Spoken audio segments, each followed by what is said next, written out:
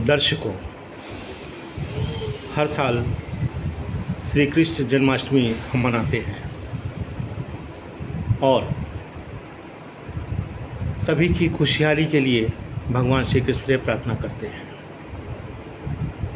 श्री कृष्ण जन्माष्टमी के दिन झांकी सजाने की परंपरा पूरे देश में कायम है। इसके अंतर्गत उत्तर प्रदेश के सोनभद्र जनपद के मुख्यालय रॉबर्ट्सगंज में भी यह परंपरा विद्यमान रही है। आज हमारे साथ आरटीएस क्लब सोनभद्र के डॉक्टर पुष्पाकर श्रीवास्तव जी उपस्थित है। आरटीएस क्लब का झांकी को लेकर एक प्राचीन एवं नवीन तकनीक का इतिहास रहा है। डॉक्टर साहब नमस्कार। नमस्कार। आरटीएस क्लब के बारे में हमारे दर्शकों को जानकारी दी। आरटीएस क्लब राजा तेज बली शाह क्लब का नामकरण सन 54 में इस क्लब की स्थापना हुई और रजिस्ट्रार ऑफिस से रजिस्ट्रेशन कराया गया।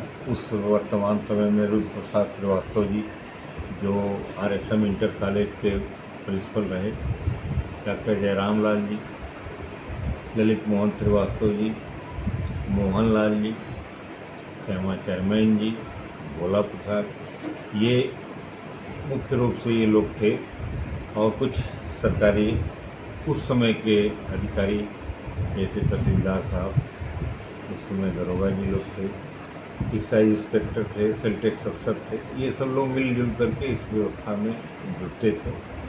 और इसका इतिहास क्लब का ये है कि जन्माष्टमी यहाँ पर 6 दिन तक मनाई जाती थी, जिसको छठी के नाम से जाना जाता था कि भाई क्लब आरटीएस क्लब की जन्माष्टमी जो है छठी तक चलती है। और 6 दिन में रंगारंग कार्यक्रम, उस समय हम लोगों का बचपन था, छोटे थे हम लोग, रंगारंग कार्यक्रम हुआ करते थे।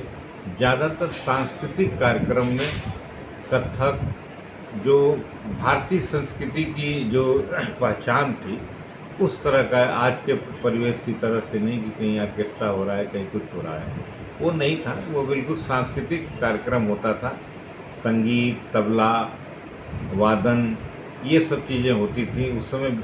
जो जिनको भारत रत्न भी मिला है और आज हमारे बीच में लोग नहीं हैं, वो लोग भी इस आरटीएस क्लब के मंच पर, आरटीएस क्लब की जन्माष्टमी के शुभ अवसर पर आकर के उसमें प्रमुख नामों में बिरजू महाराज और सांस्कृतिक विधा के महारथी थे, वो आया करते थे। कभी सम्मेलन का भी आयोजन होता था कभी कभी। और 6 दिन में तरह तरह के गीत संगीत की व्यवस्थाएं होती थी। और सबसे बड़ी बात इस आरटीएस क्लब की झांकी की ये रहती थी कि 6 दिन तक लगातार यहाँ प्रसाद का वितरण होता था। और प्रसाद में एक अलग तरह का प्रसाद होता था, वो जो है पंजीरी होती थी, धनिया वाली प्रसाद होती थी। उस पर काफ़ी लोग मंथन किया करते थे कि साहब ये प्रसाद जो है बहुत, हम लोग का बचपन था, हम लोग वो अच्छा भी लगता था, कई बार लोग लेते भी थे। तो प्रसाद के लिए जो परंपरा सामूहिक रूप से आरटीएस क्लब ने शुरू किया उस समय, तो आज तक अब ये अन्य संस्थाओं ने, अन्य लोगों ने अभी सब शुरू किया है।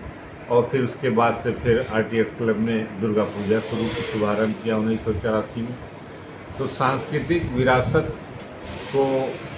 का शुभारंभ एक तरह से अगर कहा जाए तो आरटीएस क्लब की ही देन है। कैमूर महोत्सव के माध्यम से सांस्कृतिक कार्यक्रम का दुर्गा पूजा में शुभारंभ किया गया। उस समय भी 4 दिन तक लगातार रंगारंग कार्यक्रम होते हैं और अच्छे विधा के लोग आकर के यहाँ बागेश्वरी देवी से लेकर के बड़े अच्छे लोग जो भारत रत्न को प्राप्त किए, वो लोग भी इस आरटीएस क्लब में आकर के अपनी प्रस्तुति करते थे। और लोगों को लाभ देते थे। तो उस समय से परंपराएं जो हम लोग के मानस हृदय पर पड़ी हुई हैं, सांस्कृतिक कल्चरल प्रोग्राम थी, तो वो आज भी हम लोगों को विरासत में उसको हम लोग चला भी रहे हैं। समय समय पर इस कार्यक्रम को हम लोग शुरुआत भी करते हैं। 1980 में हम लोगों ने प्रयास एक संस्था बनाई। जब उस समय हम लोग बीएससी वगैरह में पढ़ने गए थे बाहर, तो उसी समय एक अखिल भारतीय कवि सम्मेलन हम लोगों ने कराया था 1980 में।